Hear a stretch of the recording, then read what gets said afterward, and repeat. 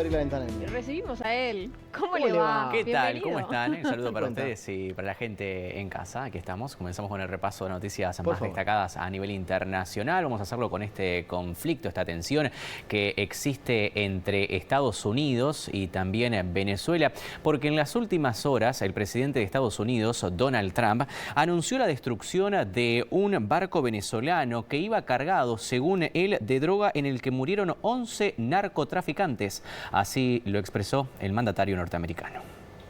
Esta mañana, siguiendo mis órdenes, las fuerzas militares de Estados Unidos llevaron a cabo un ataque cinético contra narcoterroristas del Tren de Aragua, identificados positivamente en el área de responsabilidad del Comando Sur, escribió el presidente en su red social, donde acompañaba el texto con un video del ataque. El presidente norteamericano aseguró que el ataque estaba dirigido a la organización terrorista extranjera que, según él, opera bajo el control del presidente venezolano Nicolás Maduro, a quien responsabilizó de asesinatos en masa, tráfico de drogas, tráfico sexual y actos de violencia y terrorismo en Estados Unidos y en el hemisferio occidental. Según Donald Trump, el operativo se desarrolló mientras los presuntos miembros del grupo criminal se encontraban en aguas internacionales transportando narcóticos ilegales con destino a Estados Unidos. Bueno, ¿y qué dice Venezuela a todo esto? En las últimas horas no se ha expresado por el momento el presidente Nicolás Maduro, pero sí habló y dijo que Trump va a manchar sus manos con sangre si inicia una guerra con Venezuela. 8 barcos militares con 1.200 misiles y un submarino nuclear apuntan a Venezuela.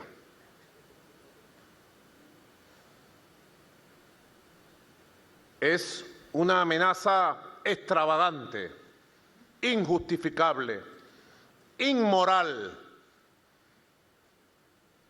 y absolutamente criminal, sangrienta, absolutamente criminal.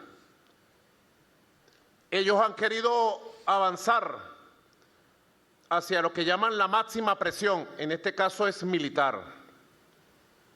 Y ante la máxima presión militar, nosotros hemos declarado la máxima preparación para la defensa de Venezuela. Mr. President, Donald Trump, usted tiene que cuidarse porque Marco Rubio quiere manchar sus manos de sangre, con sangre suramericana, caribeña, con sangre venezolana. Lo quieren llevar a un baño de sangre y que su apellido, Trump, se manche de sangre por los siglos de los siglos, con una masacre contra el pueblo de Venezuela, con una guerra terrible contra Sudamérica y el Caribe, porque esto sería una guerra completa en todo el continente. Bueno, y a todo esto habló el presidente de Nicaragua, Daniel Ortega. Dijo que Estados Unidos está intentando derrocar gobiernos con militares en el Caribe. Además, tildó de payasada el operativo antidrogas norteamericano.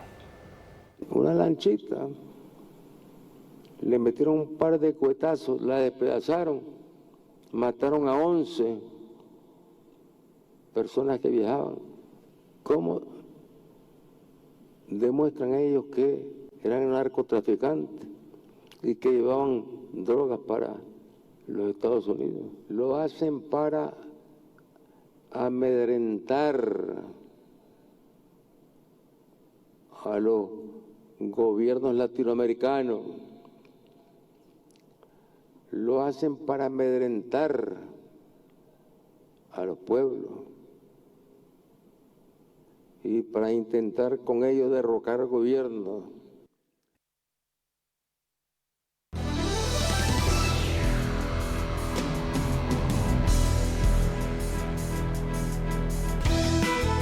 Vamos a hablar ahora de lo que es el juicio contra el expresidente de Brasil, Jair Bolsonaro, porque se cumplió el primer día de audiencias contra el expresidente por ese intento de golpe en el año 2022. Lo más relevante al momento, la Fiscalía pidió que todos sean condenados. Hablan de 7 personas, incluida el propio expresidente. Y el juez instructor le insinuó una sentencia severa por intentar imponer una verdadera dictadura en el país. Así lo calificó México. La decisión podría conocerse el veredicto final antes del 12 de este mes y en caso de ser hallado culpable, Bolsonaro podría enfrentar una pena de hasta 40 años de prisión. Vamos a recibir a Claudio Fantini para hacer un análisis sobre esto. Claudio, ¿cómo estás? Muy buenas tardes para ti, ¿eh? Hola Deli, un gusto saludarte. Lo mismo digo. Bueno, vamos a hablar un poquito de este caso. ¿Qué podría suponer para Brasil que sea declarado culpable Jair Bolsonaro? Yo creo, Deli, que siguiendo cómo se manejan, cómo se mueven, cómo reaccionan los grupos duros o los núcleos duros de adhesión a cierto tipo de liderazgos, que normalmente son liderazgos muy ideologizados, eh, podemos afirmar que no va a cambiar en absoluto la posición de los bolsonaristas más fanatizados. Lo vemos en la Argentina con el kirchnerismo más cerril, no se mueve un milímetro a pesar de que un juicio dicte un veredicto de culpabilidad con pruebas abrumadoras respecto a Cristina Kirchner, no cambian de posición, tampoco los seguidores de Donald Trump cambian de posición por las evidencias que están a la vista por caso de su participación en aquel trágico 6 de enero, cuando lanzó una turba gigantesca contra el Capitolio.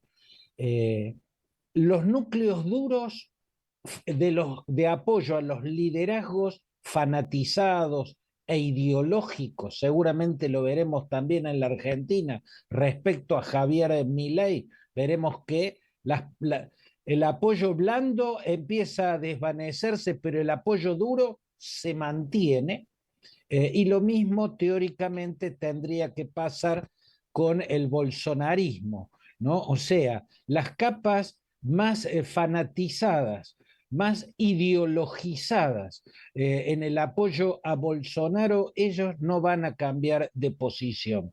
Probablemente sí empiecen ya a cambiar de posición muchas capas módicamente bolsonaristas, aquellos que quisieron dar vuelta a una página política y buscar o probar con la derecha, pero tal vez ahí sí se vea una fuga de votos, una fuga de adhesiones. Y ese sector, el sector de apoyo blando, es el que es necesario para ganar las elecciones, ¿no es cierto? Bolsonaro ya no puede ser candidato más, pero sí alguno de sus hijos, que sería el heredero de los votos que hubiera tenido su padre.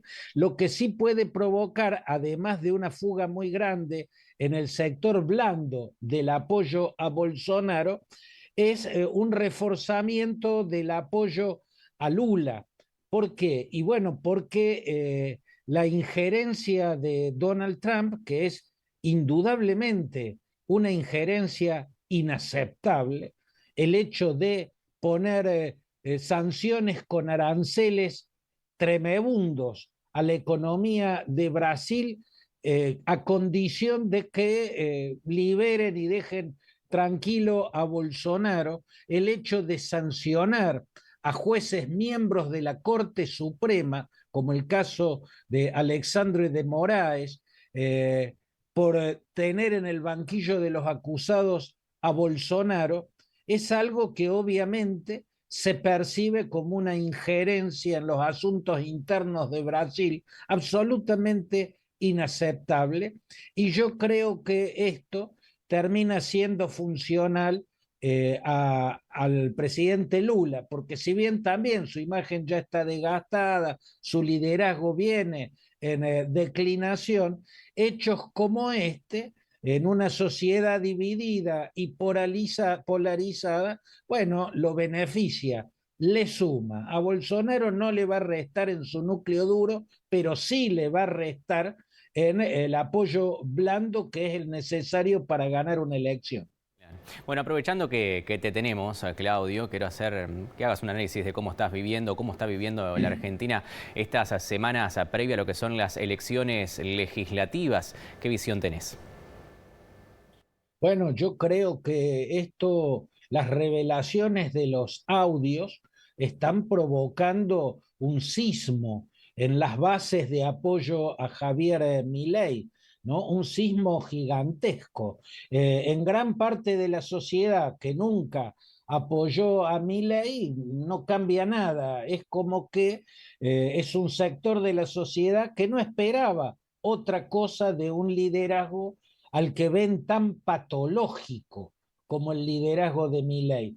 Pero en el mileísmo más cerrado, bueno, ahí también hay un núcleo duro que no cambia su posición ante nada, que puede tener las máximas de las evidencias, pero lo que está a la vista no le importa lo que siente, y desde esa adhesión ideológica fanatizada, hacen la vista gorda o fingen demencia frente a acontecimientos que son irrefutables. En este caso falta lo que diga la justicia, pero digamos, por primera vez hay audios que hacen ver, ¿no?, muchos sectores de lo que podríamos llamar también en este caso el voto blando a Milei, o sea, gente que normalmente vota al centro o a la centro derecha, y en este caso se sintió tentada a votar a Milei, apostando a que es un outsider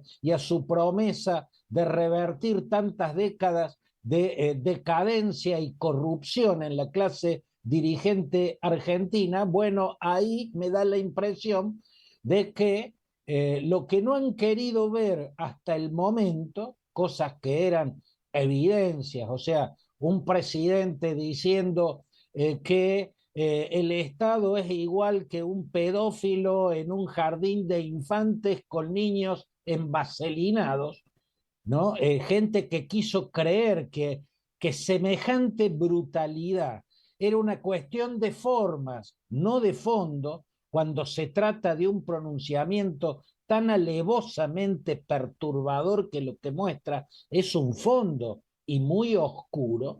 Gente que frente a ataques de histeria, al uso del insulto, la procacidad, las metáforas pornográficas, la obscenidad como forma de descalificación al otro, pensaban que era o preferían considerarlo cuestiones de forma y no de fondo. A partir de estos audios que hacen ver, empiezan a ver el liderazgo de Milei de otro modo. Y eso empieza a reflejarse en las encuestas. Vamos a ver qué pasa el domingo, porque a Milei le queda el último recurso de los liderazgos de carácter o naturaleza autoritaria y de los liderazgos demagógicos y aventureros, ¿no? La invención del enemigo. Milei viene tratando de resucitar al kirchnerismo y ponerlo en el centro del escenario para que el kirchnerismo juegue el rol de ese enemigo tan temido que la gente prefiere votar al que está para que no vuelva lo que fue, ¿no? La apuesta al enemigo se va a ver sobre todo en su resultado este domingo, que se vota en la provincia de Buenos Aires, que es el principal bastión del kirchnerismo. Si ahí a Milei le va mal, bueno, es una señal de que en las elecciones de octubre le puede ir mal, y ahí su debilidad va a empezar a ser preocupante, ¿no? Va a tener que cambiar, va a tener que reinventarse. Acá estamos viviendo el extraño caso de los audios que hacen ver, ¿no? O sea, escuchando esos audios se ve más claro la patología de un liderazgo del cual empiezan a quedar claras cosas que siempre estuvieron a la vista, ¿no? Siempre estuvieron a la vista. Repito, las patologías fueron siempre muy evidentes frente a un país que prefería mirar para otro lado para mantener una esperanza de cambio y de mejoría después de tantas décadas de agobio. Bien. Bueno, Claudio, te agradecemos por este análisis, ¿eh? Mandamos un abrazo grande. Abrazo grande, Deli, hasta cualquier momento. Que pases muy bien. Bueno, Nico, Steffi, para complementar una cosa que hablábamos antes de arrancar el segmento, se registraron incidentes hace algunos minutos en un acto en Moreno, donde el presidente tiene previsto hablar en algunos minutos. Un gesto desató una pelea entre militantes de la Libertad Avanza y vecinos que caminaban afuera del club Villa Ángela. Tras las advertencias del gobierno de Axel Kicillof, el presidente encabezará esta tarde el último acto de la Libertad Avanza por los comicios legislativos que hacía mención Claudio Fantini del próximo domingo. Así las cosas en Argentina, bastante complicado, ¿no? Y parece que ya no es una grieta, ¿no? Ya de lo que se habla, sino que es más un cráter. Sí, y algunas situaciones con altísima tensión que ya se dieron en otras visitas del presidente Milei. Claro. Al interior, elegir hacer el acto final en un lugar claramente kirchnerista, peronista, llamarle como quieras, en un club complejo, con cuestiones de seguridad también desaconsejables por lo menos. Hay quienes dicen que era como poner la cabeza dentro del león para ver si muerde. Lo decía Claudio, como quien dice, no son los últimos cartuchos del presidente para hacer una evaluación de su gestión. Si no gana ahí en la provincia de Buenos Aires, se le complica. Deli, gracias. A ustedes, que pasen muy bien. Hacemos una nueva pausa. Pausa y venimos con mucho más aquí en BTV Noticias.